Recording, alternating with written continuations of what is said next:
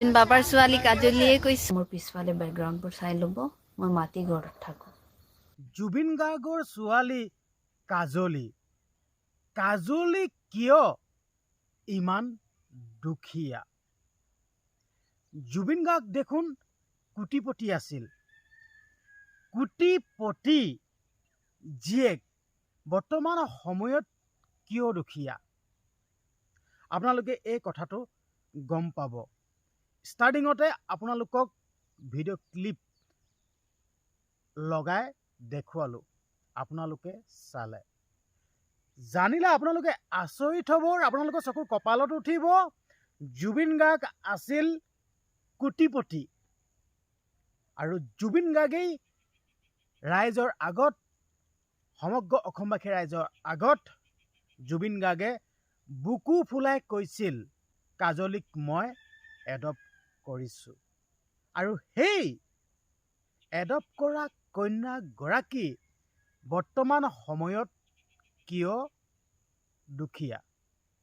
গোটেই কথাখিনি আপোনালোকক কৈ দিম। আপোনালোকে ভিডিঅ'টো এৰি নিদিব। ভিডিঅ'টো এৰি দিলে আপোনালোকে গম নাপাব। আপোনালোকে ভিডিঅ'টো চাই থাকিব লাগিব।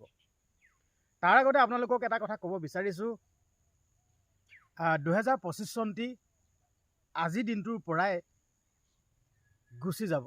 আমি নতুন বছৰক আদৰি ল'ম। 2025 বৰ্ষটোত জুবিন গাৰ্গে ন্যায় নাপালে। 2026 চনলৈ গতি কৰিছে।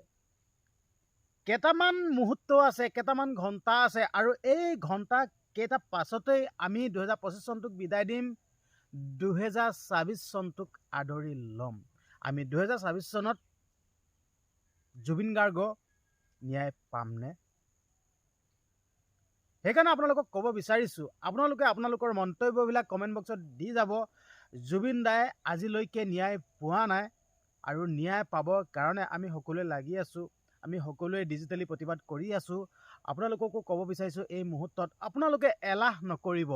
জুবিন দাৰ কাৰণে এখন টেগ অলপ সময় উলিয়াই মোৰ ভিডিঅ'টোৰ তলত আপোনালোকে সকলোৱে লিখক #JusticeForJubin Garg।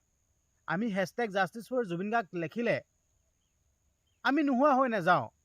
আমাৰ ধন, সা সম্পত্তি, টকা পইচা নোহোৱা হৈ নাযায়।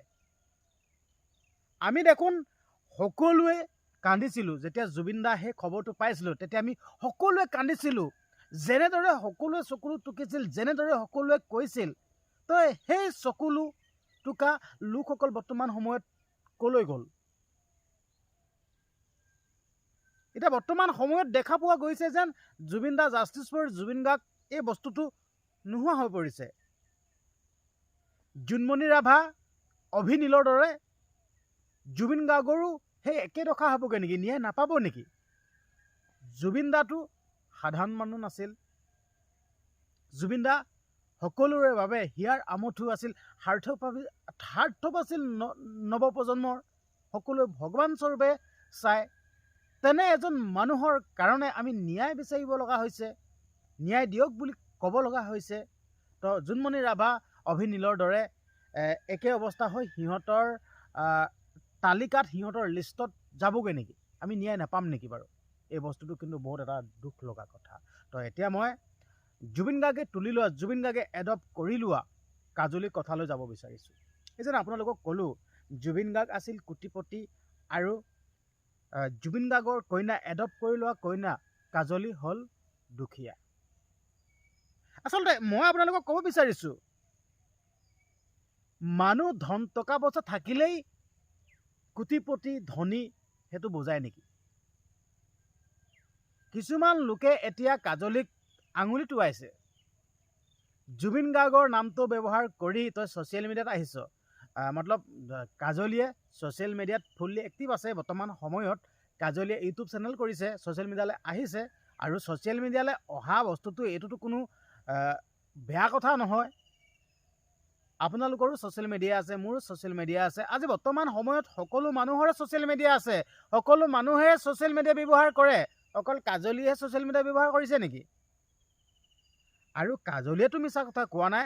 মই জুবিন পাপাৰ ছোৱালী হয়, জুবিন গাৰ্গে নিজে কৈ গৈছে যেন কাজলীক মই এডপ্ট কৰিছোঁ আৰু সেইকাৰণে এই কথাটো বুকু ফুলাই কৈছে আৰু এতিয়া ছ'চিয়েল মিডিয়ালৈ আহি গ'ল। ছ'চিয়েল মিডিয়াত ভিডিঅ' প্ৰস্তুত কৰাৰ কাৰণে আপোনালোকে জ্বলি পৰি মৰি গ'ল। তাৰ আগতেও কাজলীয়ে জুবিন পাপা ছোৱালী বুলি কয়।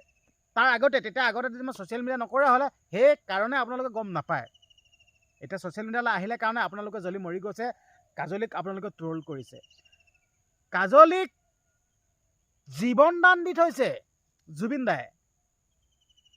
সঁচা কৈছোঁ, জীৱন দান। আৰু তাতোতকৈ আৰু বেলেগ একো সা সম্পত্তি মতলব নাই। ধনী দুখীয়া এইবিলাক কোনো মতলব নাই। কিছুমানে আঙুলি টোৱাই আছে যেন জুবিন গাৰ্গ দেখোন কোটিপতি আছিল, কাজলী কিয় কেঁচা ঘৰত আছে। এই গোটেই কথাখিনি মানে কৈ আছে এচাম লোকে। মই এইটোৱে ক'ব বিচাৰিছোঁ, জুবিন গাৰ্গে কাজলীক ইমানে ডাঙৰ সম্পত্তি দি থৈ গ'ল, জীৱন দান দি থৈ গ'ল, তাতোতকৈ আৰু বেলেগ একো নালাগে। আৰু কাজলীয়েও সেইবিলাক বিচৰা নাই।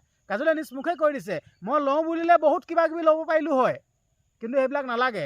কাজলীক জীৱন দান দি থৈছে, তাতোতকৈ আৰু বেলেগ সম্পত্তি একো হ'বই নোৱাৰে মোৰ কাৰণে। সঁচা কথা কৈছোঁ। আপোনালোকৰ মন্তব্যবিলাক দি যাবচোন। নাপায়। কাজলী ওলাই আহিছে ছ'চিয়েল মিডিয়ালৈ। আপোনালোকে এইটো বেয়া পালে নহ'ব।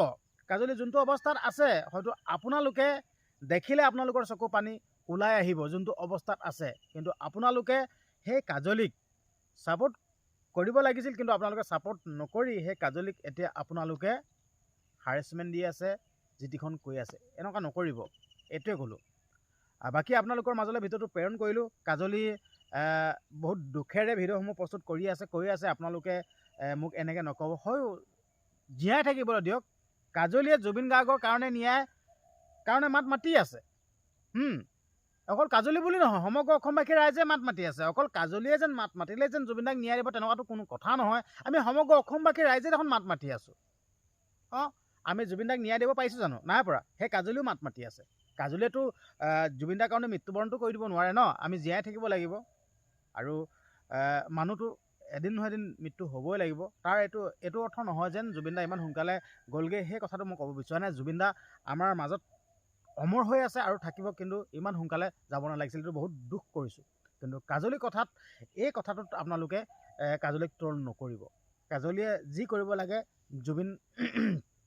জুবিন দাৰ কাৰণে কৰি আছে। হয়তো আপোনালোকে চোৱা যোনটো দৃষ্টিভংগী, সেই দৃষ্টিভংগীটোত অলপ বেলেগ হৈছে আৰু আমি যোনটো দৃষ্টিভংগীৰে চাইছোঁ সেই দৃষ্টিভংগীটো বেলেগ হৈছে। সেইকাৰণে আপোনালোকক ক'ব বিচাৰিছোঁ, যিটিখন নক'ব ছোৱালীজনীক সুখে শান্তিয়ে থাকে বুলি দিয়ক। ছোৱালীজনী এবাৰ মুখখনলৈ চাবচোন। কাজলী চকু দুটা সেমেকি থাকা। কিমান দুখত আছে কাজলীয়ে গম পাব। তুলনীয়ে যি হ'ব পাৰে, কিন্তু নিজৰ দেউতাকতকৈও ওপৰত হয়। আজি বৰ্তমান সময়ত দেখিছোঁ নহয়, নিজৰ জন্মদাত্ৰী, ঠিক আছে, নিজে জন্ম দিয়া নিজৰ সন্তানে নিজ জন্মদাত্ৰী পিতৃ মাতৃক এনে ব্যৱহাৰ কৰে। কিন্তু কাজলীটো বহুতো জুবিন দাক বহুত শ্ৰদ্ধা, ভয়, ভক্তি, সন্মান সকলোখিনি কৰে। ঠিক আছে, হ'ব দিয়ক। ভিডিঅ'টো ইমানখিনি আছিল। যদি ভিডিঅ'টো ভাল লাগিল শ্বেয়াৰ এটা কৰি দিব। আৰু জুবিন দাই ন্যায় পোৱা নাই, জুবিন দাই ন্যায় পাবৰ কাৰণে সকলোৱে #জাষ্টিছ ফৰ জুবিন গাৰ্গ লিখিবলৈ নাপাহৰিব। ধন্যবাদ।